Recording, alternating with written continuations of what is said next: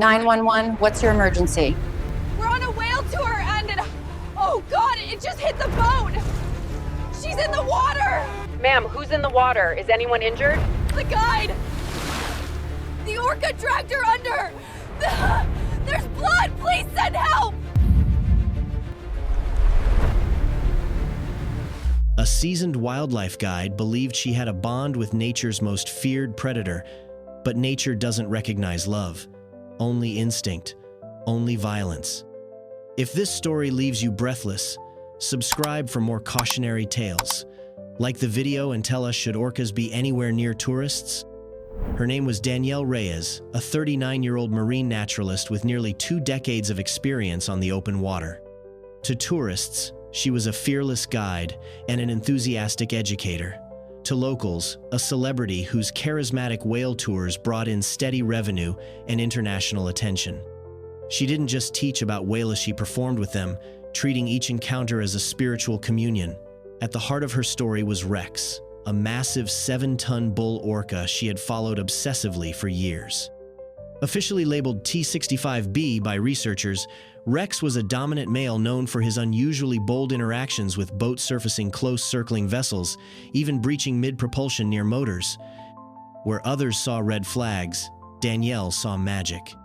She began calling him her boy on social media, frequently sharing dramatic photos. Rex, lunging through the water as she knelt on the boat's edge, arms outstretched, Rex swimming parallel to her kayak, close enough to touch. Media outlets ran with it. The orca whisperer, woman who talks to whales, the guide who befriended a killer.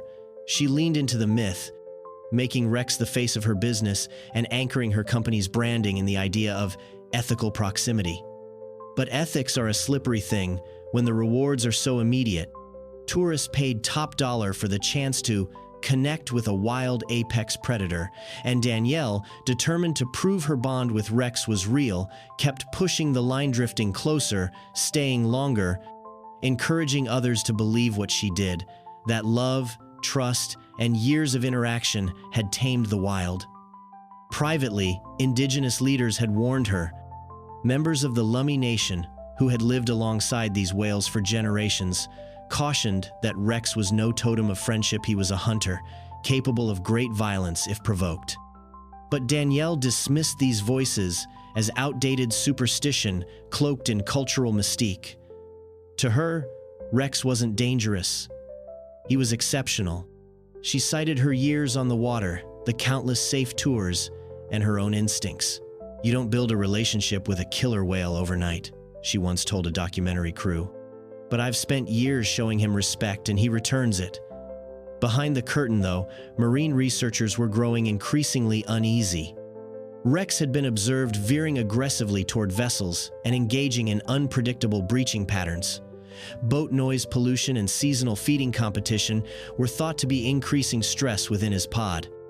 Researchers monitoring the Salish Sea had logged a spike in what they called territorial displays, behaviors that indicated agitation, not affection. Danielle ignored the reports. She believed she understood Rex in a way no scientist ever could. For her, the story wasn't about risk, it was about proof. She was out to prove that a human could bond with one of the ocean's most feared predators. And in her pursuit of that proof, she crossed an invisible boundary one nature had never agreed to. By the summer of 2023, the red flags were no longer subtle. Other whale-watching guides operating in the Salish Sea began reporting increasingly erratic behavior from Rexy was surfacing at unpredictable angles, slapping the water aggressively with his pectoral fins, and circling boats with a speed and intensity that unsettled even seasoned observers. During one outing in late August, a side breach sent a cascade of water over the deck of Danielle's tour boat, nearly knocking a passenger overboard.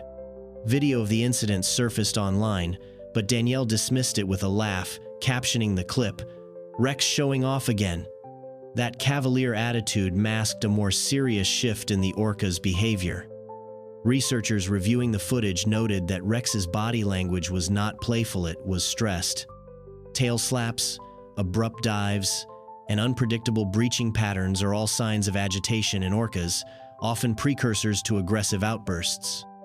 Yet Danielle continued to treat these moments as quirks of a spirited animal, encouraging tourists to clap, cheer, even shout Rex's name as he approached.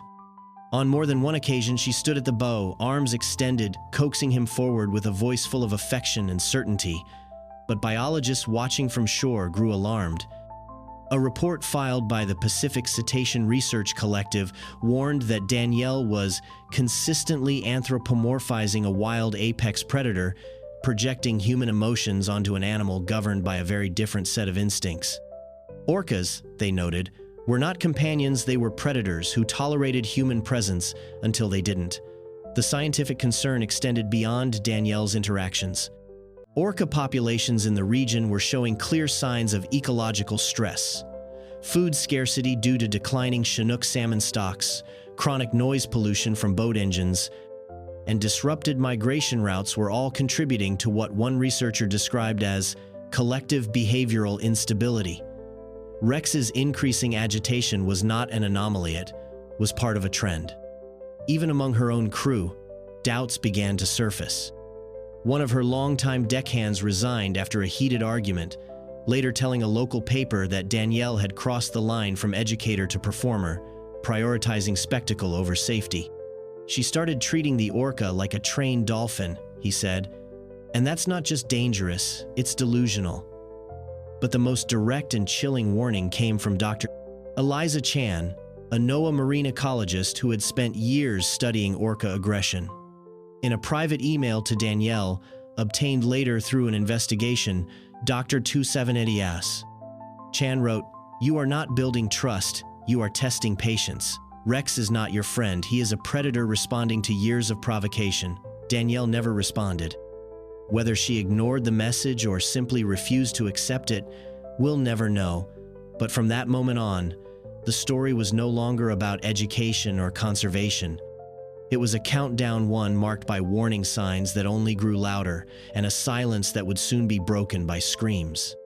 It was a clear morning in mid-July, 2025, off the craggy coastline of the San Juan Islands, a place where serene waters meet awestruck silence as orcas cut through the sea like spirits.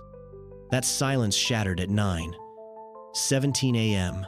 Aboard the Sea Spirit, a rigid, inflatable boat with 12 eager tourists and 2 crew members, Danielle Reyes stood at the helm, eyes scanning the horizon. A dorsal fin broke the surface 300 meters away. "It's him," she whispered. The crew hesitated, but she waved them forward, urging, "Just a bit closer. He knows us." The boat slowed, idling just past the minimum range permitted by marine law. Tourists scrambled for phones, laughter peppering the rising excitement. Then came the brief, sudden, violent.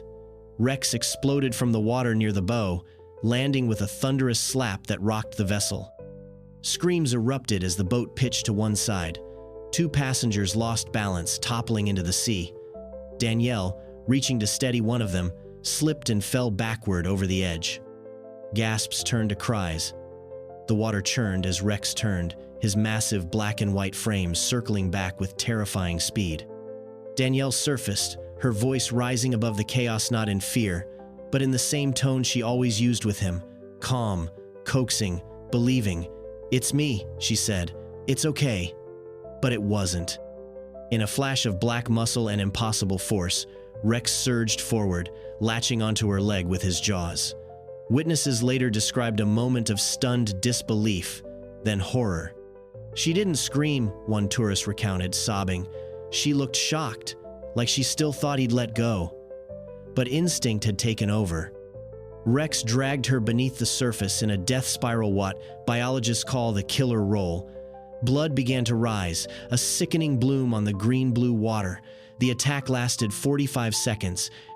When Rex let go, she didn't surface. The crew radioed for help while others pulled the 2 soaked passengers back on board, their eyes locked on the reddening water. One woman collapsed in shock, another clutched her chest and prayed aloud. The 911 call went out at 9:19 a.m., but it was already too late. The Coast Guard arrived within 40 minutes, deploying divers who searched the surrounding area as tourists were evacuated back to shore. They found Danielle's body later that afternoon, wedged between rocks near a kelp bed. The official autopsy reported massive blunt force trauma to the chest and abdomen, consistent with high-speed impact combined with drowning. Rex had vanished into the open sea, his massive fins slicing once through the distance before disappearing beneath the waves. The water, calm again, betrayed no trace of the violence it had just witnessed. But for those on board, the silence was no longer peaceful, it was unbearable. The news cycle ignited within hours. By nightfall, headlines blanketed the internet like a tide. Orca turns on its friend. Whale whisperer killed by her own subject. Fatal bond with nature. Major networks ran breaking footage of the sea spirit returning to dock, its passengers visibly shaken, some wrapped in blankets, others weeping. Vigils sprang up along the harbor in Friday Harbor and nearby coastal towns. Tourists who had once booked Danielle's whale excursions left flowers, candles, and handwritten notes outside her shuttered office. Marine conservationists mourned her publicly, calling the incident a tragic fluke and hailing her legacy as one of education and inspiration. Celebrities who had once joined her tours posted tributes, sharing fond memories of a woman who brought the sea to life. But beneath the outpouring of grief, another narrative brewed. Critics who had long questioned Danielle's methods now spoke up. Local tour operators pointed to her repeated breaches of proximity guidelines, her theatrical antics, and her tendency to romanticize a predator. This wasn't an act of nature, one guide told a reporter. It was a tragedy we all saw coming. NOAA issued a temporary moratorium on all close-range whale tours within a 10-mile radius of the San Juan Islands, citing public safety concerns and the need to reassess human-wildlife protocols. The decision, though swift, sparked heated online debates. Was Danielle a brave soul who dared to love nature too deeply, or a reckless performer who courted disaster for the sake of spectacle? Thousands took to social media. Hashtags like Justice for Danielle and Wildlife Not Entertainment trended side by side. Her Instagram, once filled with serene clips of Rex and smiling tourists, became a battleground. Some flooded the comments with broken hearts and prayer emojis. Others posted warnings, linking to her old videos with captions like, "This didn't age well." A video compilation emerged, splicing her excited commentary beside footage of clearly stressed orca behavior tail slaps. Sudden dives, erratic circling. Indigenous voices, largely ignored during her rise to fame, were now amplified. Spokespeople from the Lummi and Tulalip tribes issued statements reminding the public they had warned of Rex's shift in behavior. The whale was telling her, one elder said. She chose not to listen. The company Danielle founded, Ocean Light Tours, announced an immediate and indefinite suspension of all operations. In a press release, the remaining board members expressed sorrow while distancing themselves from the personal choices made on the water that day. Meanwhile, murmurs of legal action began to rise.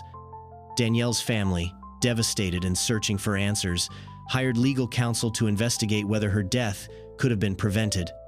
One relative, speaking anonymously, revealed their growing suspicion that the company had enabled her to take risks without consequences.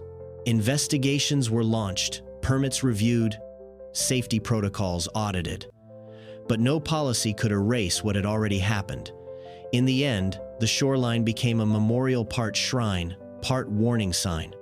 Her legacy, once glowing, was now caught in the surf of public scrutiny, pulled between admiration and accountability. In the wake of Danielle Reyes' death, a growing chorus of experts stepped forward not with shock, but with grim validation. To the public, it had looked like a freak tragedy. To scientists, it was a slow-moving inevitability. Orcas, for all their intelligence and emotional complexity, are not tamed by affection or familiarity. They are apex predators, strategic, powerful, and deeply affected by environmental stressors. Rex, the orca involved, had long shown signs of what marine behaviorists refer to as displaced aggression, abnormal reactions triggered not by a direct threat, but by accumulated frustration. In the weeks leading up to the attack, Underwater sonar tests, increased tour boat activity, and erratic salmon migration patterns had created a perfect storm of agitation. "This wasn't random," said Dr. Mira Selwyn, a behavioral ecologist with the Oceanic Research Foundation. "This was a highly stressed animal exhibiting predictable warning signs. It's only shocking if you weren't paying attention." Central to the expert analysis was the concept of habituation, the process by which wild animals, through repeated exposure to humans, lose their natural wariness. While this might seem like a form of trust, it often precedes bold confrontational behavior, especially when boundaries are pushed. Rex's repeated close encounters with Danielle and her tour groups had likely altered his baseline response to vessels and people. What once might have been cautious curiosity had turned into conditioned familiarity, and with it, rising unpredictability. The forensic marine pathologist's report added a chilling layer to the analysis. Danielle's injuries were not the result of biting or tearing. There were no puncture wounds. Instead, she had sustained massive internal trauma, consistent with a high-velocity ramming. This, experts pointed out, aligned with orca hunting behavior in the wild, where prey is often stunned or killed through blunt force impact. "He didn't attack her in the way we imagine animals do," explained Dr. Selwyn. "He reacted with the tools evolution gave him. The outcome was lethal, but the intent was instinctive, not personal." Equally troubling was the role of anthropomorphism in the lead-up to the attack. Danielle's belief that Rex knew her and would never hurt her is a classic case of emotional projection. Experts noted that over time, handlers and guides can develop what's known as compassion fatigue, not the loss of empathy, but the loss of critical distance. In striving to prove their love and connection, they begin to overlook danger, dismiss warnings, and trust where trust is biologically unsound. Several marine psychologists liken Danielle's behavior to that of captive trainers who misjudge warning signs in big cats or elephants' misjudgments that often end in tragedy. The broader takeaway from the scientific community was stark. The line between education and exploitation is thinner than the public wants to believe. Whale watching, however noble in intent, can become a form of performance when boundaries are ignored. In Rex's case, years of being treated as a sentient partner had overridden his instinctual fear of humans, and when that fear vanished, so did the barrier that kept tragedy at bay. In the days that followed the attack, speculation swirled around the fate of the orca named Rex. Would he be captured, relocated, killed? But NOAA officials made a quiet decision that surprised many. Rex would remain in the wild, GPS tagged but otherwise untouched. He was last seen swimming with his pod along the southern edge of the Salish Sea, his dorsal fin slicing through the gray water like a shadow that could no longer be ignored. For some, the decision to leave him alone was compassionate and acknowledgement that he was not a criminal, but a wild animal reacting within his nature. For others, it was unthinkable. Petitions circulated demanding his removal from the region. A few even called for his euthanasia, branding him a murderer. Conservation groups clashed with government officials, arguing over the ethics of human intervention and animal autonomy. The debate rippled through ecological, political, and public spheres. Should we ever presume safety around wild creatures? Should wildlife tourism exist in its current form? Was Rex a victim or a warning? In the absence of consensus, one thing was certain: policy had to change. Within weeks, new federal guidelines were issued. All whale-watching vessels were to maintain a minimum distance of 400 meters from any orca, with steep fines for violations. Guides were required to undergo annual recertifications focused on animal behavior and risk mitigation. Several major tour operators voluntarily suspended operations for the season, citing a need to rethink their relationship with the wild. Simultaneously, a wave of funding poured into orca behavior studies. Grants were issued for long-term monitoring programs, acoustic disturbance mapping, and new AI-driven tracking systems to predict aggression based on movement patterns and stress indicators. The goal: to understand not just where these animals go, but how they respond to the invisible pressure humans place on their world. Yet amid the charts and data, Rex had become something more than a research subject. He had become a symbol. To some, he was a ghost, the manifestation of nature's wrath when disrespected. To others, he was a scapegoat, blamed for a tragedy rooted not in malice, but in arrogance. Murals appeared along coastal walkways showing Rex breaching in black silhouette against crimson skies. Protesters held signs that read, "Free the wild from us," while counter-protesters claimed, "She died for the ocean." The discourse was no longer just about one whale. It had become a referendum on the human desire to connect with the untouchable. More and more voices began calling for a total phase-out of close-encounter wildlife tourism by the year 2030, arguing that admiration had become invasion. Across platforms, the refrain grew louder. Proximity is not connection. A selfie is not respect. Nature is not a theme park. And Rex, whether villain or victim, was the echo of a lesson too often ignored, that the wild may tolerate us, but it never owes us peace. In the end, what remains is not just grief but reckoning. Danielle Reyes spent her life in pursuit of something beautiful, a bridge between two species, a language without words, a relationship forged in trust. She gave it everything, her passion, her time, her belief that love and respect could tame the raw power of the wild. But nature does not meet affection with understanding. It meets presence with instinct. The sea does not negotiate, and predators do not bond the way humans imagine.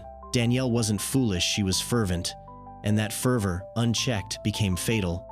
This story isn't about villainy or revenge or even betrayal. It is about the limits we so often refuse to see. She believed she had a relationship with a predator. She was wrong. For all her years of study, her intuitive calm, her fearless confidence, she stepped into a world governed by rules we did not write and cannot revise. A whale is not your pet. A tour boat is not a sanctuary. And no amount of familiarity can dissolve the biology of an apex hunter. What began as awe ended in agony. The images she left behind grinning with outstretched arms, Rex breaching behind her, the rippling waves caught in golden light, now feel more like omens than memories. Each post, each documentary snippet, each glowing testimonial serves as a reminder not of what we can share with nature, but what we must never assume. How close is too close? When does love become lethal?